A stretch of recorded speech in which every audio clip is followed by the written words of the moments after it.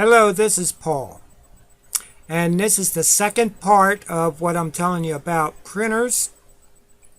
And as you realize that what we talked about before was how to install printers, where we went to the start menu, and after we went to start menu we chose printers and faxes, and then we went in and noticed that there was certain qualities where we have our default printer set to the printer of my choice. In my case, it's HP OfficeJet Pro. And then I take notice that the printer is also ready. One thing I do want to remind you is to make sure that your printer has enough ink for your print job, and also that there is printer inside the tray. If these things are not there, you're going to fail in your attempt to print. So once we get into the start menu, we're going to open a program and talk about today that how to use this printer in an application or in a program. When we go into the start menu, we're going to go to all programs, and take notice that in all programs it'll bring up this listing, and we're going to go to accessories. Accessories has a arrow there that you're able to realize that there is a sub menu. So you will hold your mouse over top of accessories and be able to realize that we're going to be able to choose from the list a notepad. However, there is another item on there that is much more functional, that is WordPad. Now, WordPad has a spelling corrector and certain functions of word wrap and everything. And you can do a whole lot more with it than what you can with Notepad. So that's why we go to Notepad. In this Notepad, we have designed, typed in a few things here. This becomes a document that needs to be printed and sent as a letter or a flyer to be given to other people. See, when you do your work on your computer, you want to share it with somebody, and you'll want to print it out and hand it to them. It could be in the form of a letter to go into an envelope and be sent out, or it can be handed to a whole group of people by many copies. So one thing I want you to notice, that across the top there is on the toolbar that there is a little image of a printer. When in this program, it will act as a shortcut to what is default as set on your printers. You will not get a menu of different printing devices, but you will go to the default settings. That's the way this program works. In other programs, it will bring up the same menu as what you find in the file menu. And in the file menu, here's the file menu. You'll notice that there is a print command. Take notice there's 3 dots after the word print, which means it's going to bring up another screen or a window that you can make choices of printing. But also take notice that there is also some quick use of being able to look to a keyboard shortcut with Control P. This Control P command is universal throughout the entire, all the programs that is used under Windows. And other operating environments might work the same way. But with Windows, whatever the version may be, Control P is very universal in every program, and also with other selections that we'll look at later. When you use this, you're going to get a window to open up, and you'll be able to notice that the default printer is already selected in this upper portion. Now, you do have choices of other print drivers, and take notice that on the scroll bar here that goes from left to right, if we click on the white space there and page over, you're going to see that I have other choices to make as I go through and choose the print driver that I want to use. Take notice that there is one listed as Bull Zip on there. I use that quite a bit. I use it all the time, in fact. But we're going to keep it set at HP OfficeJet, which is the default printer, and take notice the little check mark box there as well. But we're also able to make other choices, and notice that the status of the printer is ready to go. In other words, that printer is turned on, it's got paper, and it's ready to print. Now also here with preferences, you can specify what you want that printer to do other than what is set as default. In here, we are able to look at the qualities or what the printer is going to act like, and we're going to be able to check here if we want our document to be printed on a landscape paper or portrait. It's usually set to portrait. And also this printer has capabilities of working on both sides, so I can choose to flip it on the long side or the short edge. Also, we can also have it print from front to back or back to front, whatever we prefer. Very often with this type of printer, it is a good idea to go back to front, because then everything will be in a natural order as you pick it up.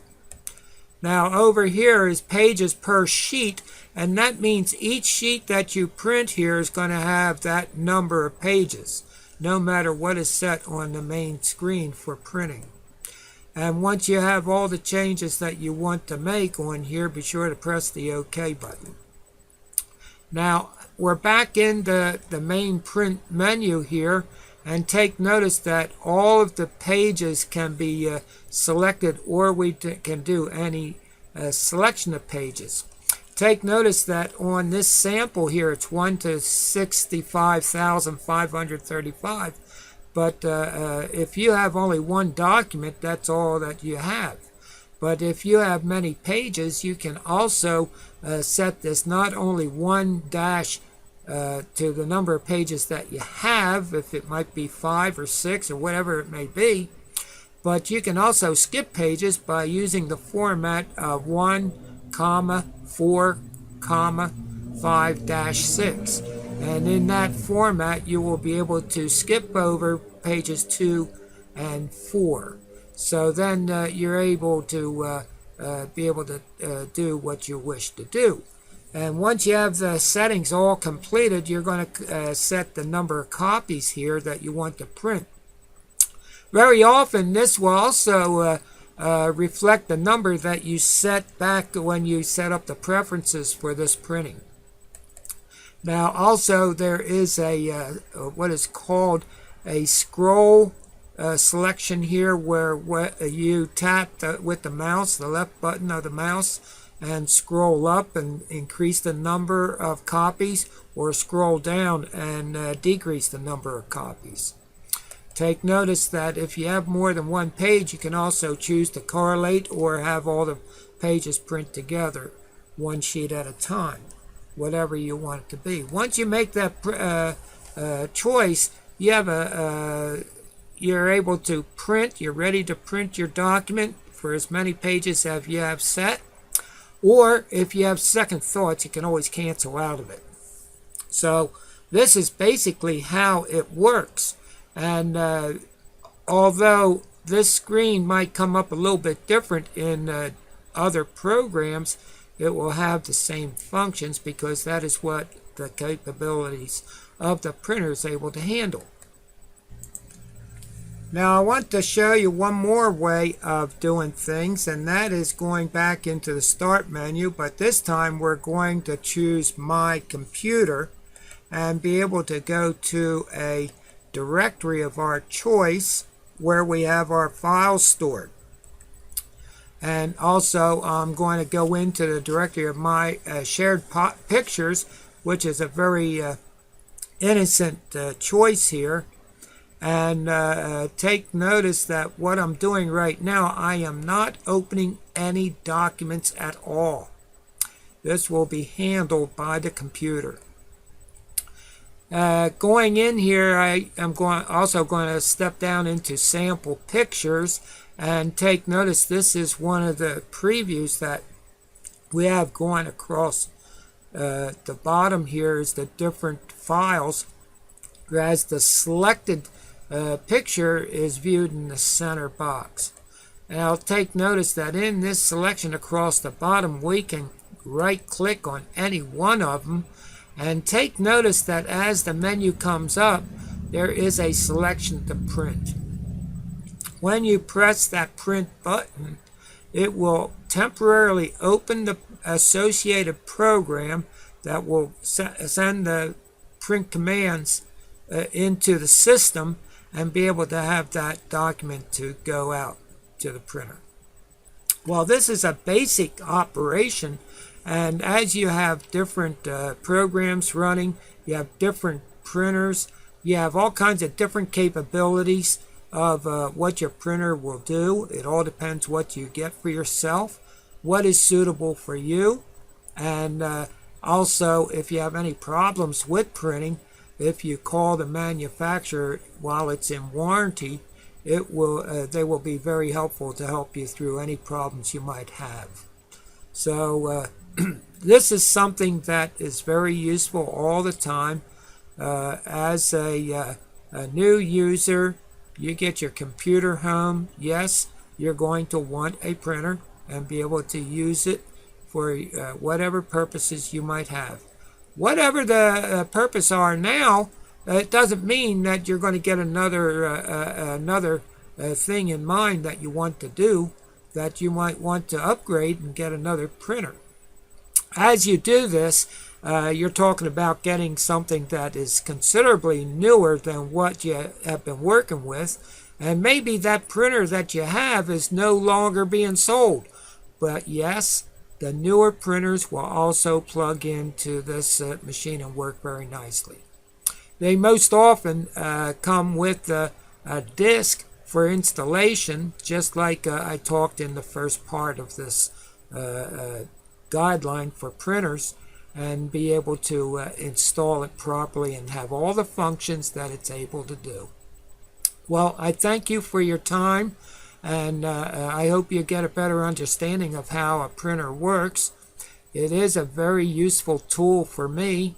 I print a lot of documents, and it takes 2 printers to keep up with me very often, and I hope that you get a better understanding of all this.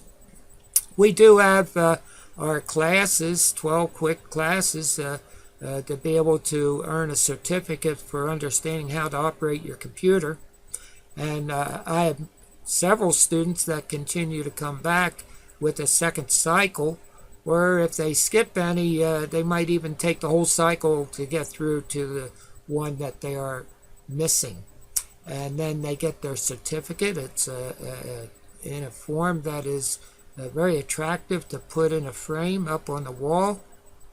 And we are able to have you earn your computer after only 10 of those 12 lessons. So if you're missing 1 or 2 of them, it doesn't hurt for you to get your computer, but to get the full knowledge, you should go through all 12. Well, this is Paul Jones, and I thank you for your attention. And I wish you much luck as you take this venture into working with your own computer at home.